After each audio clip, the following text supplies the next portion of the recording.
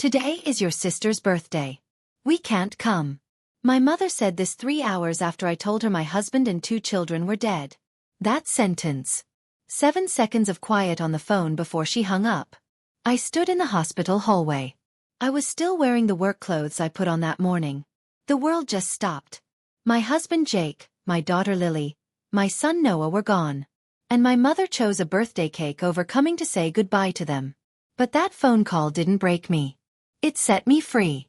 6 months later, one newspaper story about what I did with the $5 million Jake secretly left me made my entire family panic. They never got over it. What my family doesn't know yet is that by not coming to that funeral, they didn't just lose a daughter. They lost everything. Before I continue, please take a moment to like and subscribe, but only if you really connect with this story. Leave a comment and let me know where you're watching from and what time it is there. I always love knowing who's listening. My name is Bianca Myers. I'm 34 years old. I'm a hospital nurse in Hartford, Connecticut. Now, let me take you back to a November evening.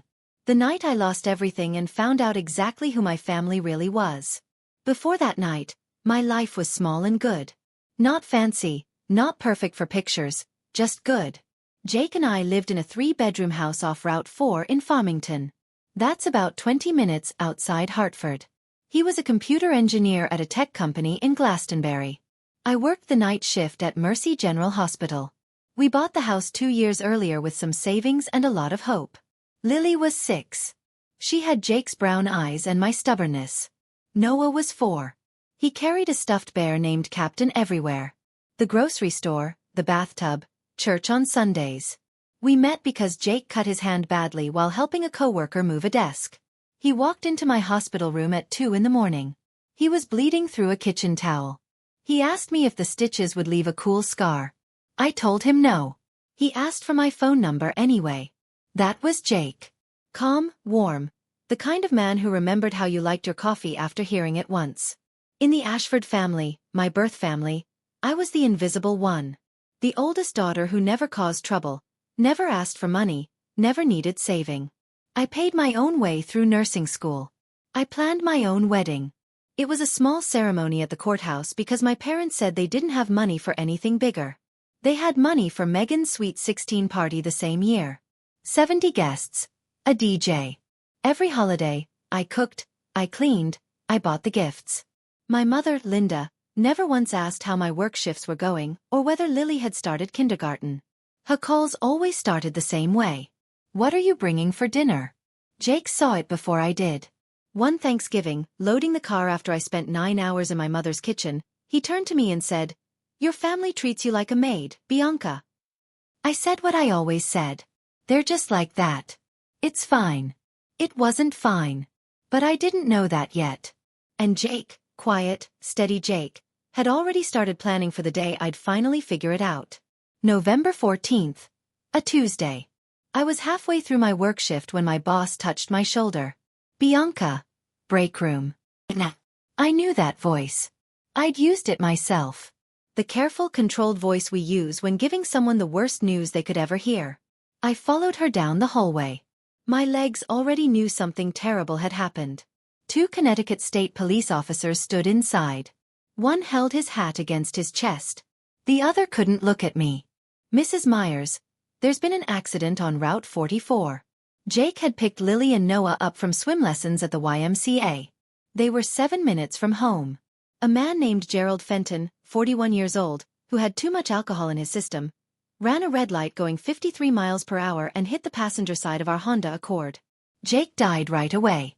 Lily died in the ambulance.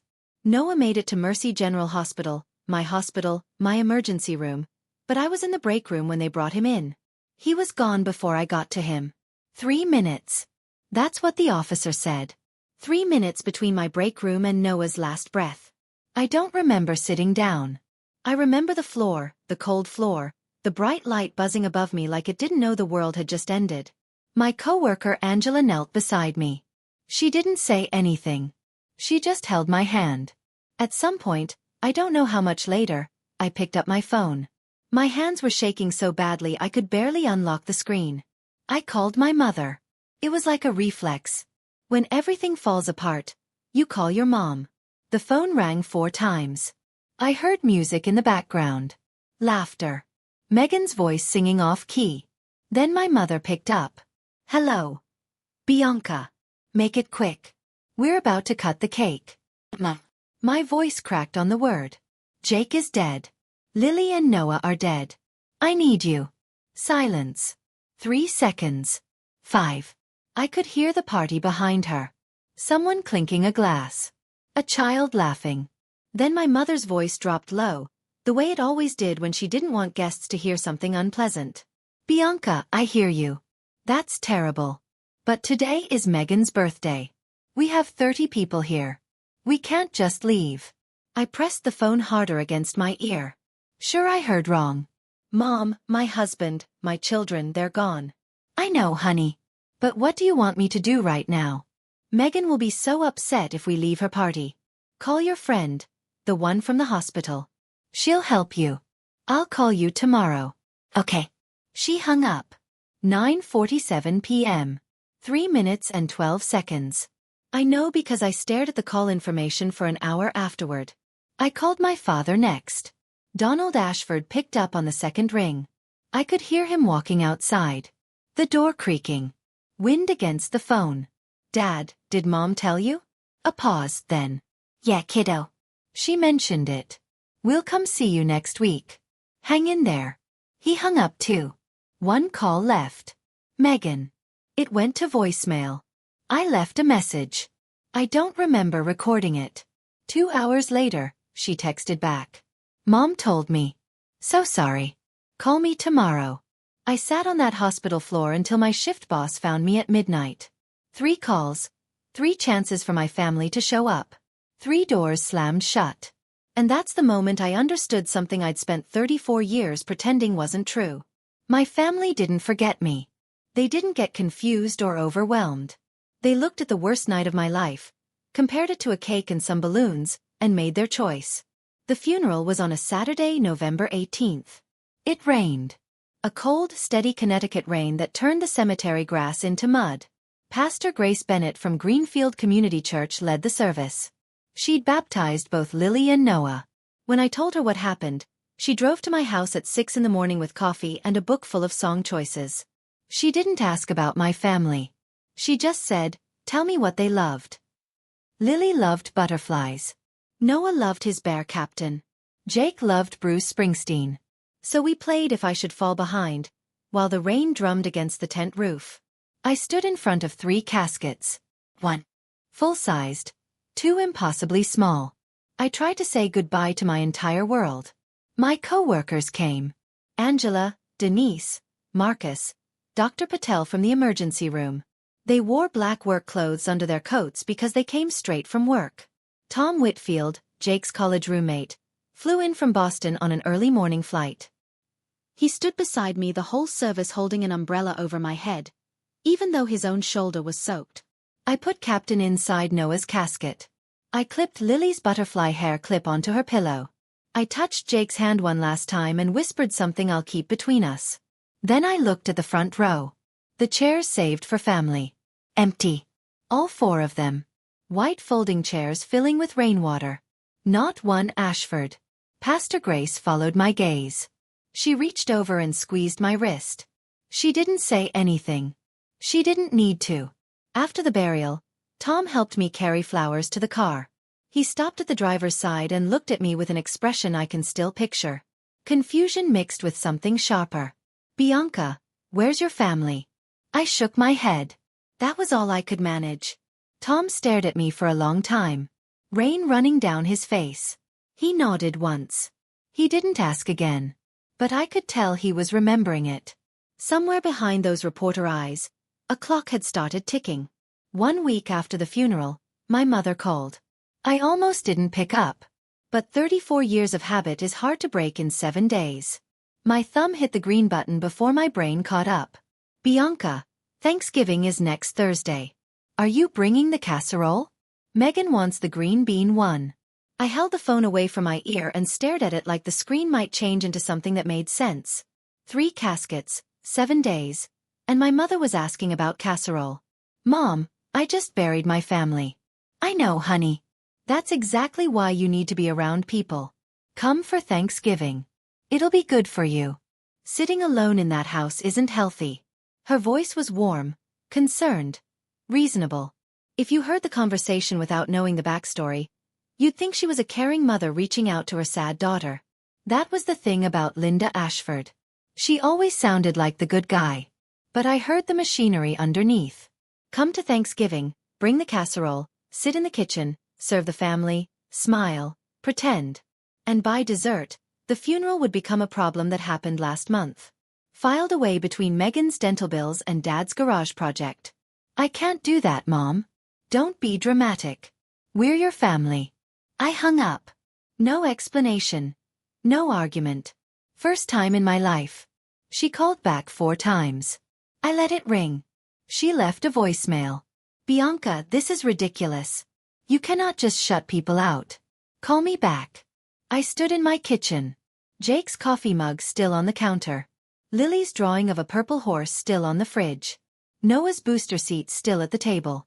And I understood something very clearly. If I went back to that Thanksgiving table, I would never leave it. I would spend the rest of my life serving people who couldn't be bothered to come to my children's funeral. That wasn't going to happen. Not anymore. I typed one message into the family group chat. No capitals, no exclamation points. Just, I need space. Please don't contact me. I'll reach out when I'm ready. Then I set the phone down and waited. Linda's response came in 90 seconds. This is unacceptable. You do not get to just disappear on this family. Donald. 2 minutes later. Your mother is very upset. Please call her. Megan. An hour later. Wow. Okay. Guess I don't have a sister anymore. Cool. I blocked all 3 numbers. I muted the group chat. I sat on the edge of my bed in a house that still smelled like Jake's aftershave and let the silence settle around me like snow. The next morning, I called a therapist. Dr. Ellen Shaw had an office on Asylum Avenue. An unfortunate street name for a grief counselor, but she came highly recommended. Small room, 2 armchairs, a box of tissues on every surface. In our first session, she asked a question that knocked the wind out of me. When was the last time your family showed up for you? I opened my mouth, closed it, thought about birthdays, graduations, Lily's first steps, Noah's first word. Thought about who was there and who wasn't. The answer sat in my chest like a stone. Silence. Dr. Shaw nodded. She didn't push. We'll start there, she said. I went back to work the following week. My co-workers covered for me without being asked. Angela swapped shifts. Marcus handled my paperwork. Dr. Patel gave me easier cases until I found my footing. One night, a drunk driving victim came in. 19 years old. Broken pelvis. I made it to the supply closet before my knees buckled. Tom Whitfield called that same week. Just checking in. How are you? Really? I'm surviving, I told him. That's enough for now. Jake's lawyer called me, Tom said. Robert Calloway. He needs to talk to you about some paperwork Jake filed. You know him? I didn't. I didn't know Jake had a lawyer at all. Robert Calloway's office was on the 2nd floor of a brick building in West Hartford. Above a bakery that made the whole stairwell smell like fresh bread. He was a tall man, mid-50s, with reading glasses and a handshake that felt like a promise. Jake and I went to Yukon together, he said, settling into his chair. We stayed in touch. He came to see me about 8 months before the accident. 8 months? That would have been March. Around the time Jake had started locking his home office door for an hour every Sunday evening. I'd thought he was working. Robert slid a folder across the desk. Jake bought a life insurance policy 8 months before the accident. $5 million. You are the only person who gets the money. He paused. Because the policy was less than 2 years old, the insurance company did an investigation. It took about 4 months, but everything checked out. Jake was in perfect health when he applied. The accident was caused completely by the other driver. There was no question about the claim. The money is ready for you. I didn't move. The number didn't make sense at first. It was too big, too strange, like hearing a word in a language I didn't speak. 5 million. He was making good money at his company. Excellent health, didn't smoke, 35 years old. The monthly payments were manageable. He set it up specifically because... Robert paused, choosing his words. He told me about your family situation, Bianca. Not in detail. He just said, if something happens to me, she'll be alone. Her family won't help her. I need to know she's covered. There was a letter inside the folder. Jake's handwriting, the left-handed scroll I used to tease him about. I didn't read it in the office. That felt too public. But Robert told me the last line. He said Jake had asked him to read it if I seemed hesitant.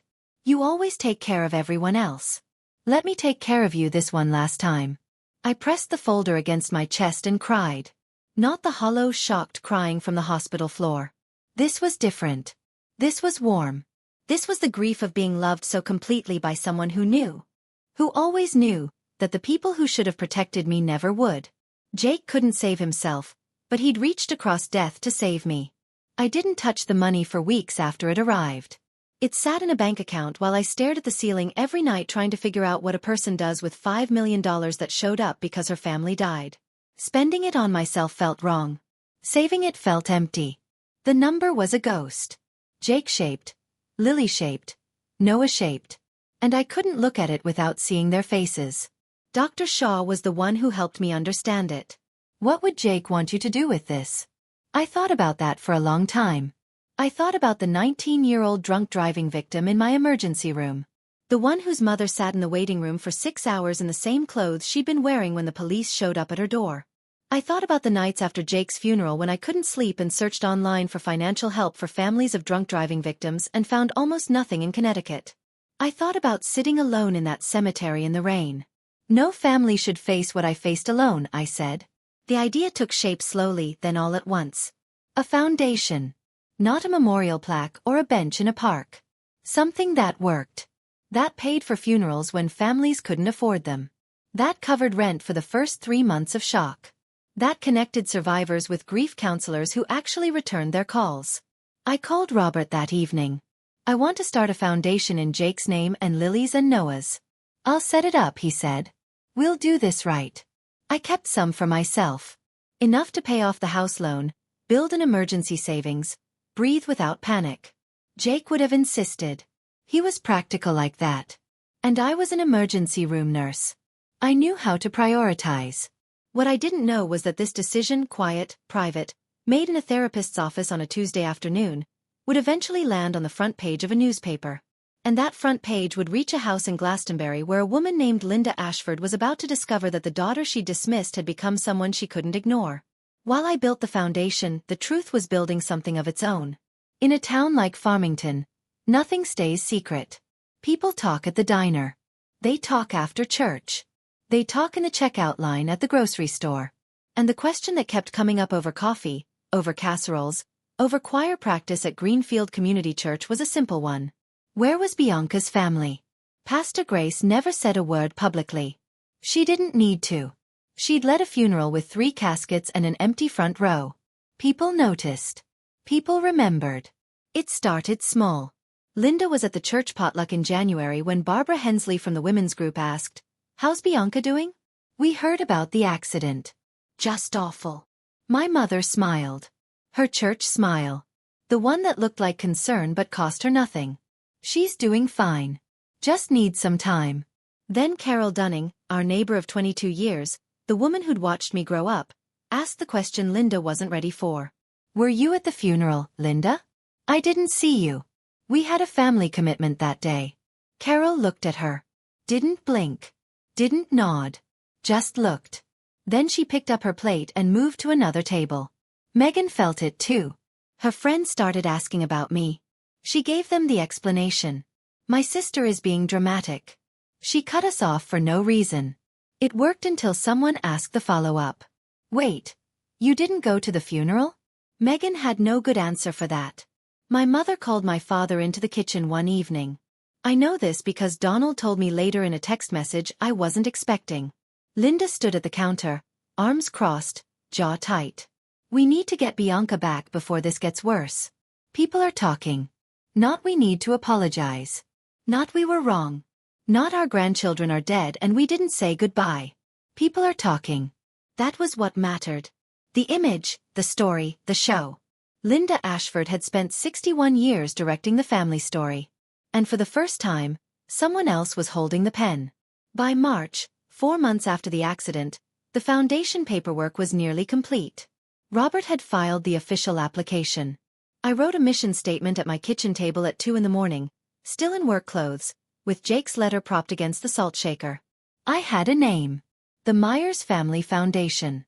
I also had a purpose. And for the first time since November, I woke up in the morning with a reason to get out of bed that wasn't just responsibility. Meanwhile, my mother was busy too. Linda had a network. Church friends, neighborhood acquaintances, a cousin in Glastonbury who heard things from a legal assistant who knew a financial planner.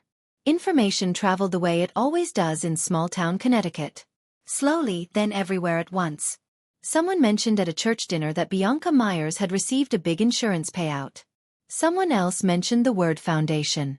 By the time the information reached Linda, it had been rounded up and polished into something irresistible. Jake left her money, Linda told my father. A lot. How much? Donald asked. Enough that she's starting some kind of charity. I can picture my father in that moment. Sitting in his recliner, beer on the armrest, staring at the muted television, doing the math. Not the emotional math. The money math. Maybe we should call her, he said. But Linda was smarter than a phone call. She knew I'd blocked them. So she went to Pastor Grace instead. Pastor, my daughter is grieving and she's pushing everyone away. We're worried about her. Could you help us bring the family together? Maybe a prayer meeting. Something gentle. Pastor Grace listened. She nodded slowly. She said, I'll think about it, Linda. But later that night, alone in her study, Grace Bennett sat with the memory of 3 caskets and 4 empty chairs. And she thought very carefully about what gentle meant to a woman like Linda Ashford. 2 weeks later, Tom Whitfield called. Bianca, I pitched a story to my editor about drunk driving victim help in Connecticut. I told her that Jake was a friend. She approved it if I focus on the system-wide angle, not just your story. But your foundation is the centerpiece. Drunk driving victim help in Connecticut. What exists? What doesn't? Where the gaps are. Your foundation fits perfectly. Would you be open to an interview? I hesitated. Publicity wasn't something I'd ever wanted. I was a night shift emergency room nurse. My idea of public speaking was reading notes to a doctor at 3 in the morning. But Tom wasn't asking me to perform. He was asking me to tell the truth. And the truth was the only thing I had left that still felt solid. Okay, I said. But I'm not doing this for attention. I know. That's why it matters. We met at a coffee shop near the hospital. Tom set up a recorder between our mugs and let me talk. I told him about Jake. The stitches, the scar question, the Sunday evenings behind a locked office door that turned out to be insurance research. I told him about Lily's butterflies and Noah's bear. I told him about the foundation and the 5 families we'd already identified for our first round of help. Then he asked the question. You organized the funeral alone? I stirred my coffee. Jake's friends were there. My co-workers. My pastor. Tom waited. He was good at silence. My birth family wasn't. He didn't press. He just wrote it down. Before he left, he asked if he could include that detail. I thought about it for exactly 1 breath. You can say what's true. I won't ask you to hide anything. But I won't add drama either. At the same time, and I only learned this later, Linda was on the phone with Megan. Her voice had the brittle urgency of a woman watching a story slip through her fingers. We need to talk to Bianca before other people start telling our story for us. Megan snorted. What story? We didn't do anything wrong. Exactly, Linda said. And we need to make sure people know that. Tom told me the piece would take a few more weeks. He needed to interview other families and fact-check with Mad before the editors would run it. The Ashfords had no idea it was coming. Linda worked fast. Within a week, she had Pastor Grace cornered after Sunday service. Pastor, I've been praying about this. Could we do a small reconciliation meeting? Just family and a few close friends? Nothing formal. Just prayer and conversation. Pastor Grace agreed reluctantly. But she set one condition. I will not pressure Bianca. Linda. This has to be her choice. Of course, my mother said. Of course. Then Linda went home and called every woman in her contact list. By Saturday, what was supposed to be a small family meeting had grown to 20 people. The entire women's group board, 3 couples from the neighborhood, and Carol Dunning, who Linda specifically invited because Carol's earlier question at the potluck still burned. Linda wanted an audience. She wanted witnesses who would see her cry, see her reach out, and conclude that Bianca was the problem. The invitation reached me through a text from a number I didn't recognize. Linda had borrowed a friend's phone. Bianca, Pastor Grace is organizing a family prayer meeting this Sunday. Everyone in church wants to see you. Please come for your children's memory. For your children's memory. She used their names like money. I called Pastor Grace immediately. Did you set this up? Grace sighed. Your mother asked for a small gathering. I agreed to that. But I just heard she's invited half the congregation. Bianca, I'm concerned about what she's planning. I sat in my car in the hospital parking lot and thought about it for a long time. The old Bianca would have stayed home. Would have protected herself. But the old Bianca also would have brought a casserole to Thanksgiving 3 weeks after burying her children. I wasn't her anymore. I'll be there, I told Grace. Not for my mother. For me. Grace was quiet for a moment. Then I want you to know something. I told your mother I was at the funeral that day. She didn't blink, Bianca. She didn't even blink. Sunday, 2 o'clock. The fellowship room at Greenfield Community Church. I walked in and counted. 22 people. Chairs arranged in a loose semicircle. Coffee maker on a folding table. A plate of cookies someone had brought. Because in Connecticut, even traps come with baked goods. My mother sat in the front row. She wore her lavender church dress. The one she saved for times when she wanted to look soft. Her eyes were already red. A white tissue rested on her lap, positioned ahead of time. My father sat beside her. Shoulders squared. Staring at a spot on the carpet. Megan stood near the back wall. Arms crossed. Jaw tight. She looked like she'd rather be anywhere else. Linda stood up the moment I took a seat. She didn't wait for Pastor Grace to open the meeting. Thank you all for being here. Her voice trembled beautifully. As many of you know, our family has been through a terrible time. My daughter Bianca lost her husband and children in a horrible accident. We've tried to be there for her, but she's pushed us away. She dabbed the tissue under one eye. We're heartbroken. All we want is our daughter back. Murmurs. Nods. Sympathetic glances aimed at Linda. She was good at this. The trembling chin. The measured pauses. The way she made grief look like something that was happening to her. Barbara Hensley leaned forward. Bianca, your mother loves you. Family is everything. I sat still. Hands on my knees. Watching. Then Megan, from the back of the room, added her voice. I've texted her so many times. She won't even answer. I lost a brother-in-law and a niece and nephew too, you know.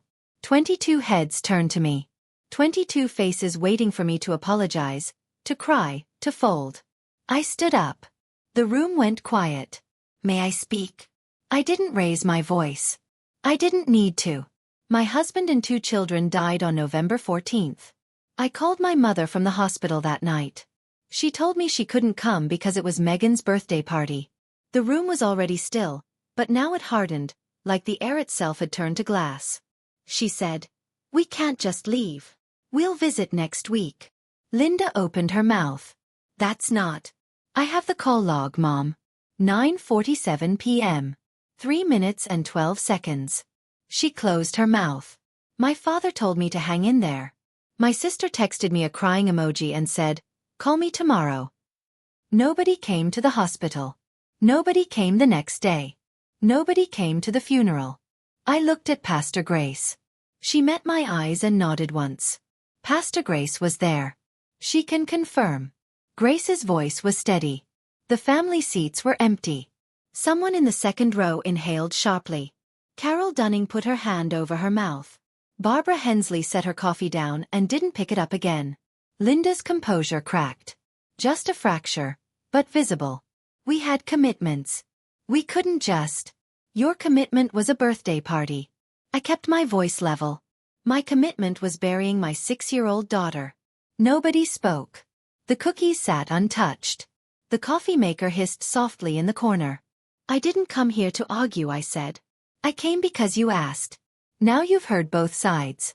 I walked out. I didn't slam the door. I closed it the way you close a chapter. Quietly. Completely. In the parking lot. Footsteps behind me. Megan. Out of breath.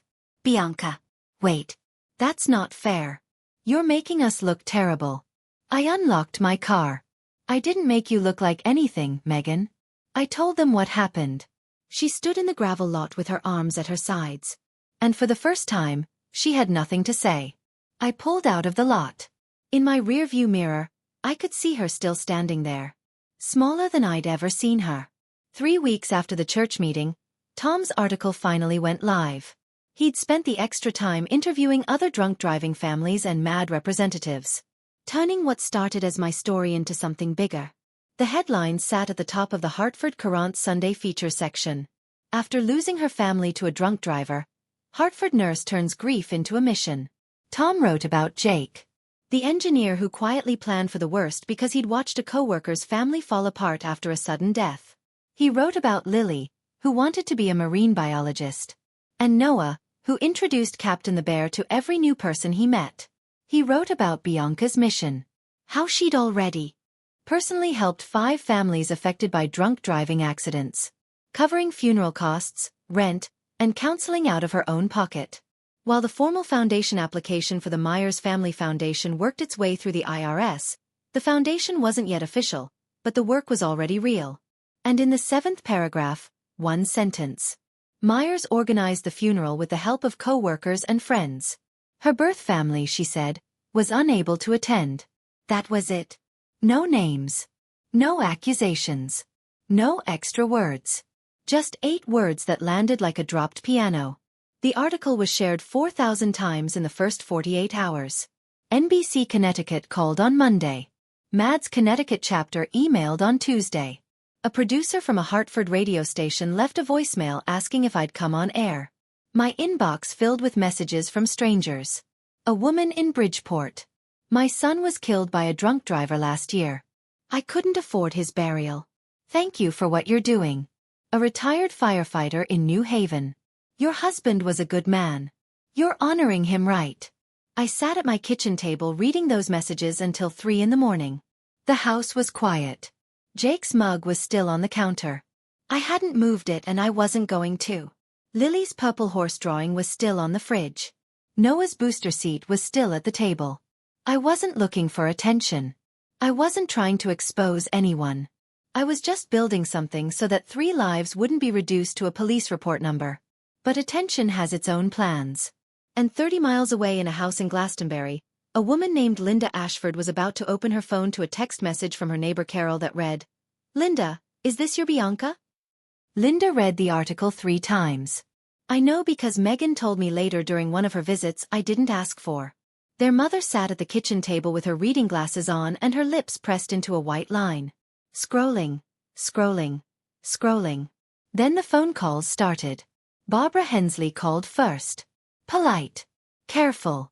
Linda, I saw the article about Bianca. That poor girl. I had no idea about the foundation. What a beautiful thing she's doing. Pause. It mentioned the funeral. That the family wasn't there. It's complicated, Barbara. Of course. Click. Her sister in Florida called next. Aunt Rachel. Less polite. Linda, tell me you were at that funeral. It's complicated. Silence. A long one. Then, what was complicated about it? At church that Sunday, the seats around Linda thinned. Nobody confronted her. Nobody had to. The structure of a small-town social circle doesn't require confrontation. It just requires a slight turning of chairs. A half-second delay before someone says hello. An invitation that doesn't arrive. Pastor Grace didn't mention the article from the pulpit. She preached about presence. About showing up. About the difference between saying you love someone and proving it. Linda sat through the sermon with her back straight and her hands folded and didn't stay for coffee afterward. Megan got it worse online. A mutual friend posted the article with a caption. "This is the kind of person the world needs." Someone commented, "Imagine choosing a birthday party over your niece and nephew's funeral." Meghan's name wasn't in the article, but in a small town, it didn't need to be. She deactivated her Facebook by Wednesday. Donald retreated to the garage. He sat on a folding chair next to his workbench. Drank Budweiser. Didn't talk to anyone. He didn't need the internet to know what he'd done. He'd always known. And then Linda left me a voicemail. Not from a borrowed phone this time. From her own number. As if daring me to pick up. Her voice was stripped of the church meeting tremble. Raw. Hard. Bianca, that article is destroying us. You need to fix this. Call that reporter and tell him to take it down. No apology. No. I'm sorry. Not even. How are you? Just fix this. Meghan showed up on a Thursday evening. Unannounced. I was in the kitchen making pasta. One serving. The way I'd learned to cook now. When the doorbell camera buzzed, there she was on the screen. Puffy eyes. Messy ponytail. Clutching her purse strap like a lifeline. She looked the way she always looked when she wanted something. Wounded and slightly rehearsed. Part of me, the part Dr. Shaw was teaching me to listen to, wanted to see if Meghan had actually changed. If the church meeting had cracked something open. So I opened the door. Can I come in? She whispered. Please. I let her in. I poured her a glass of water.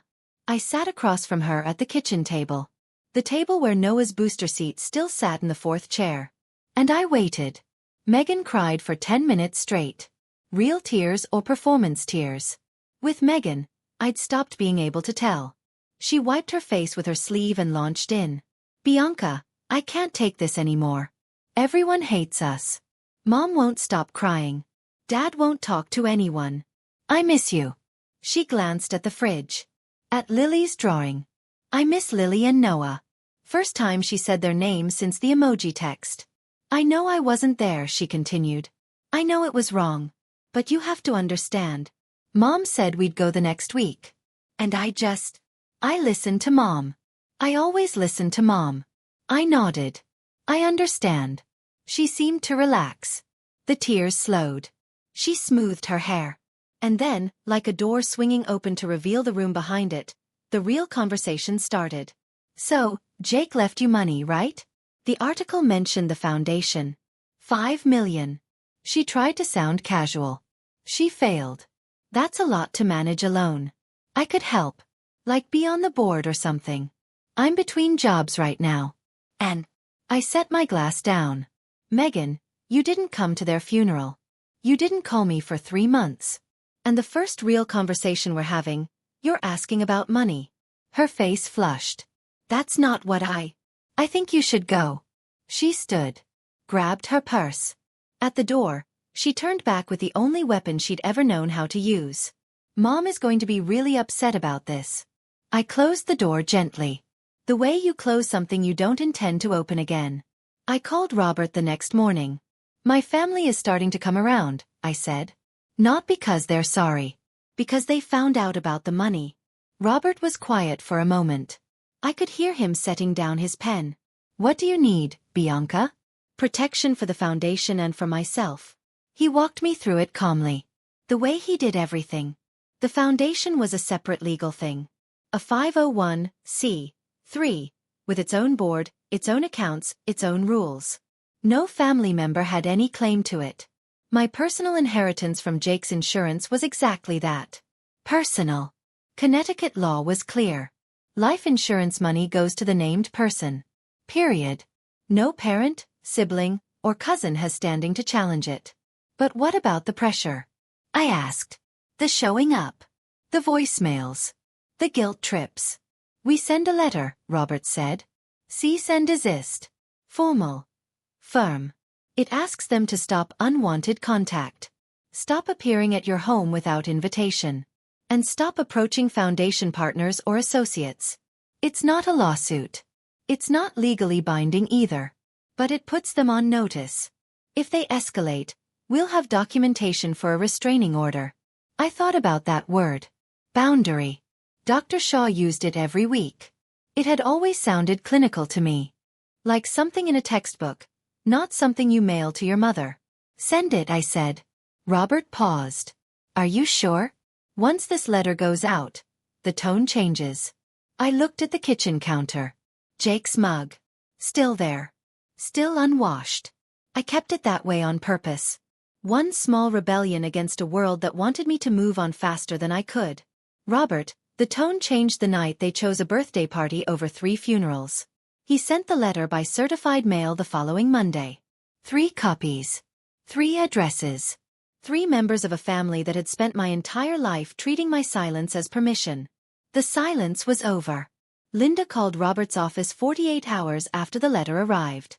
His receptionist later told me she could hear my mother's voice through the phone from across the room. A cease and desist from my own daughter. How dare you turn my child against her family? Robert took the call. He told me afterward that he kept his voice the same temperature the entire time. Room temperature. Steady. Professional. Mrs. Ashford, I represent Bianca's legal interests. The letter is clear. Please respect its terms.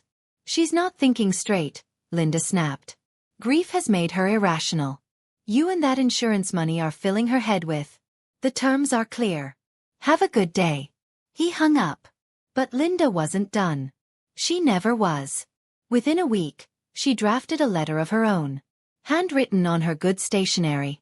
The cream-colored kind she used for church correspondence. She mailed copies to 6 members of the Women's Fellowship. In it, she described a daughter lost to grief and bad advice. A family torn apart by outside influences. And a mother who was desperately trying to reach her child before it's too late. She asked them to pray.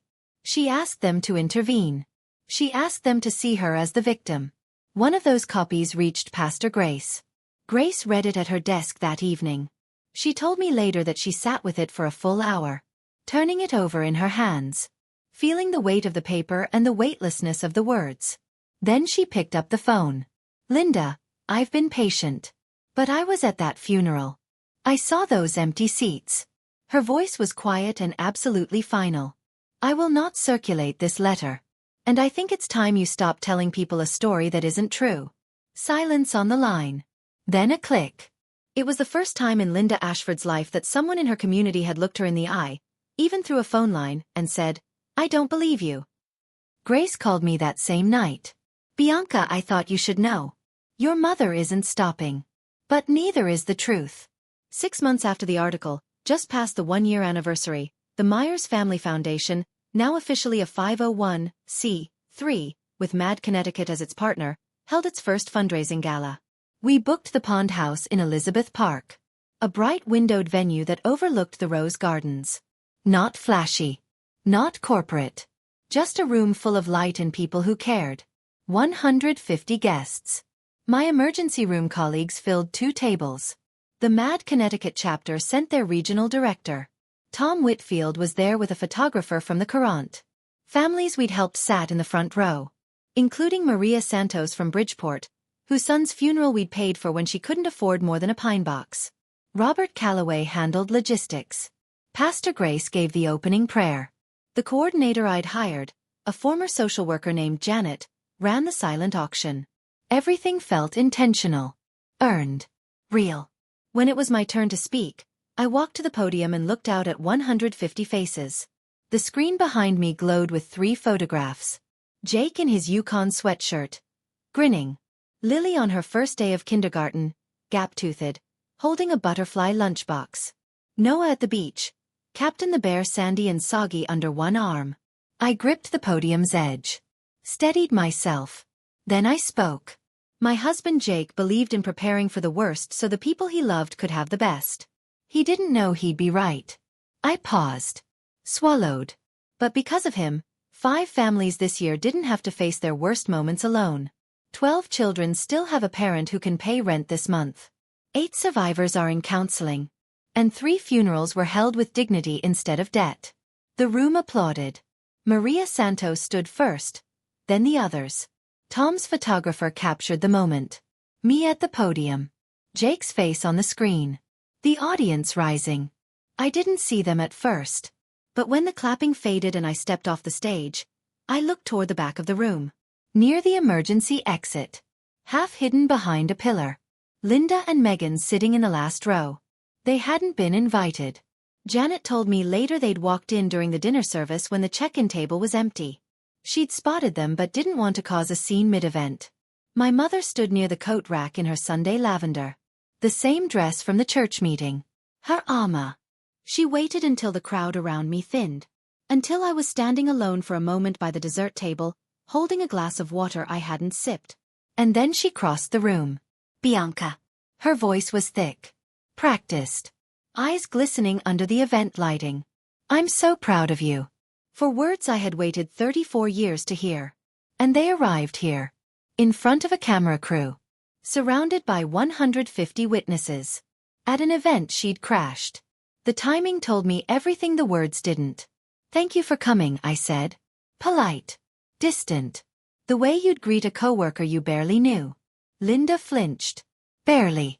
Just a twitch at the corner of her mouth. But I saw it. Can we talk? She whispered. Somewhere private. There's nothing to discuss privately that wasn't already said publicly. I'm your mother. Bianca. I know. I held her gaze. That's what made it hurt. Megan appeared at Linda's elbow. Breathless. As if she'd been gathering courage from across the room. Bianca, please. We're here.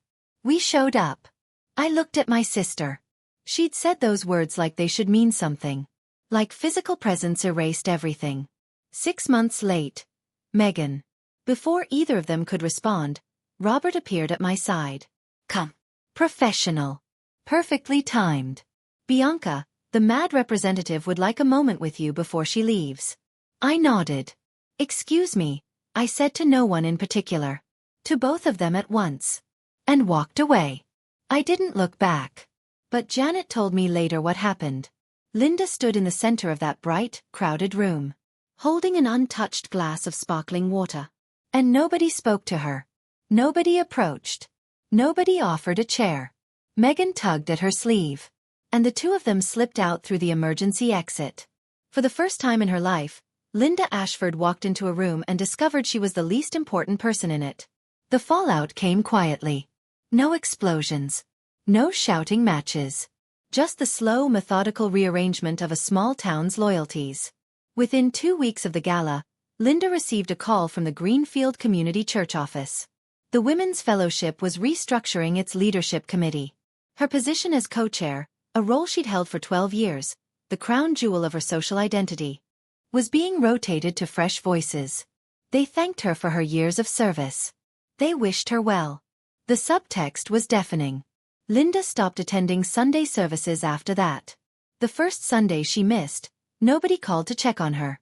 The second Sunday, someone mentioned it at coffee hour and Barbara Hensley said she probably needs time. Nobody argued. Nobody disagreed. Nobody reached for the phone. The neighborhood shifted too. Carol Dunning organized the annual block party in June. A task Linda had claimed for 9 years running. The invitation list went out. The Ashford household wasn't on it. Megan lost her circle piece by piece. Old friends stopped texting back. A group chat she'd been in since high school went quiet whenever she posted. She started seeing a therapist in April. Whether out of genuine remorse or social survival, I honestly don't know. Maybe both. People are complicated, even the ones who hurt you.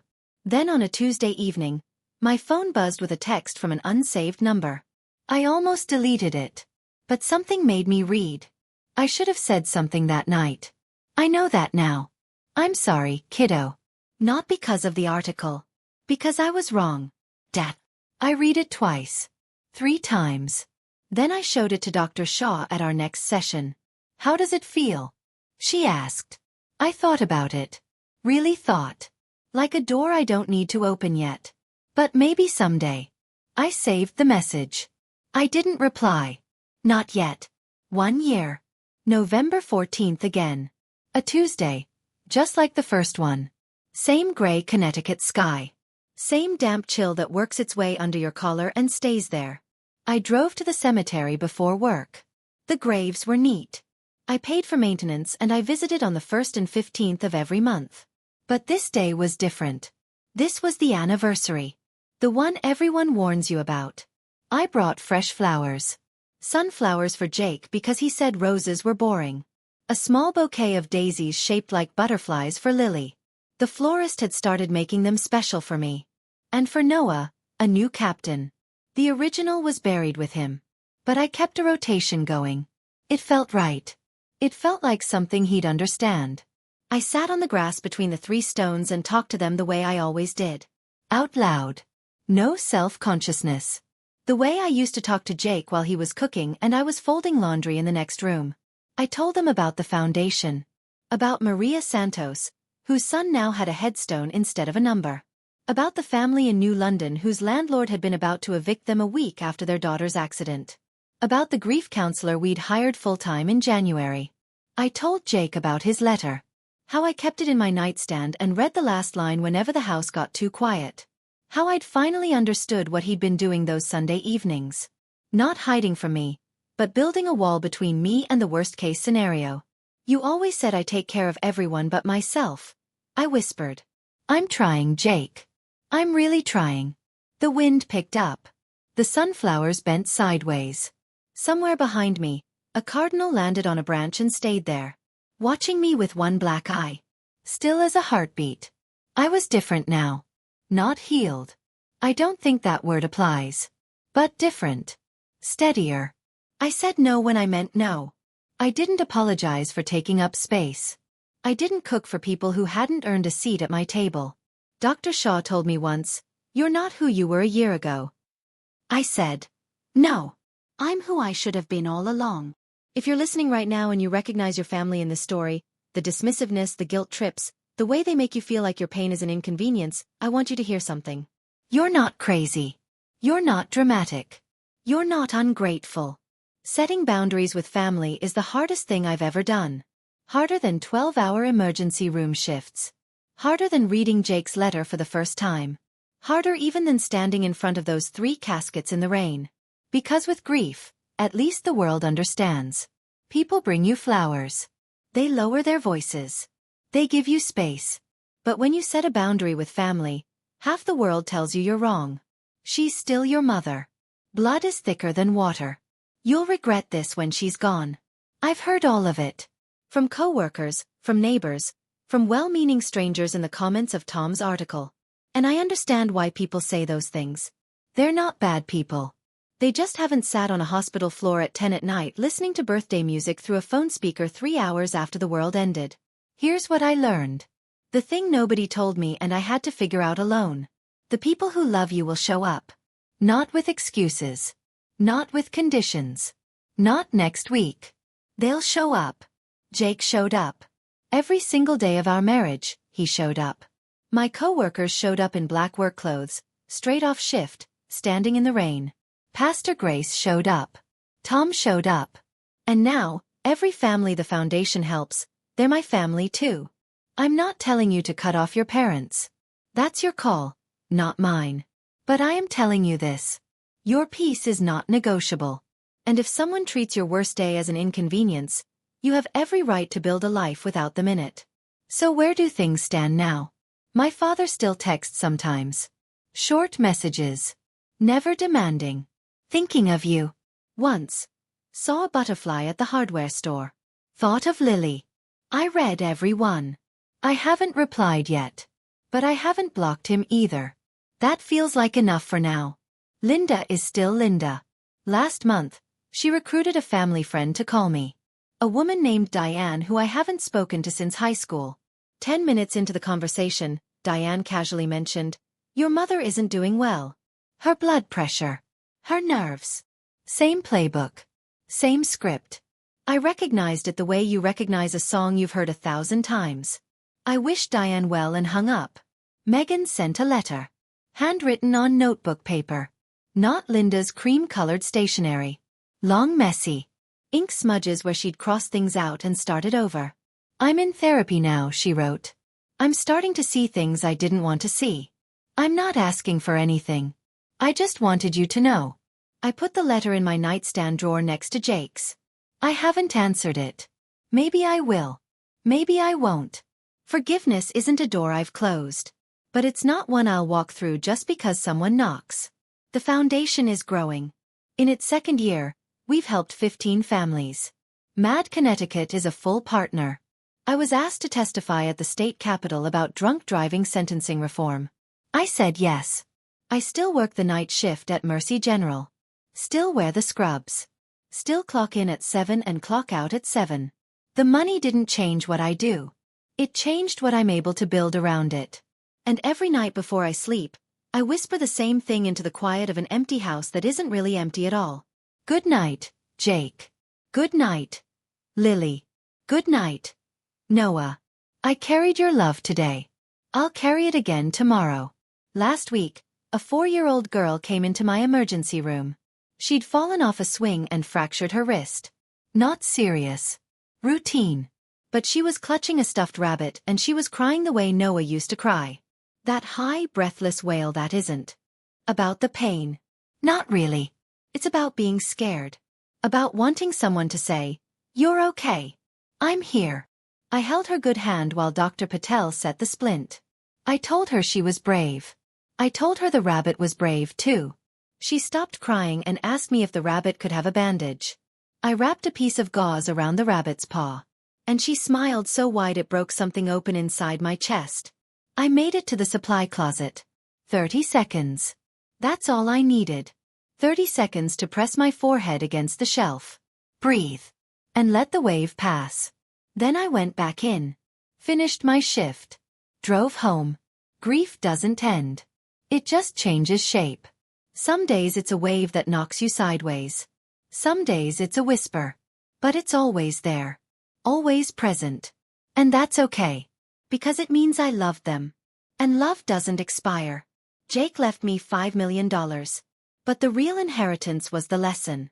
The one I'm still learning every day, every shift, every time I visit those 3 graves with fresh flowers and a new captain for Noah. Show up. Not next week. Not when it's convenient. Not when the party's over. Nah. If you're someone's person, be there.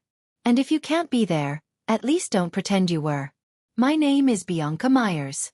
I'm an emergency room nurse, a widow, a mother of angels, and the founder of the Myers Family Foundation.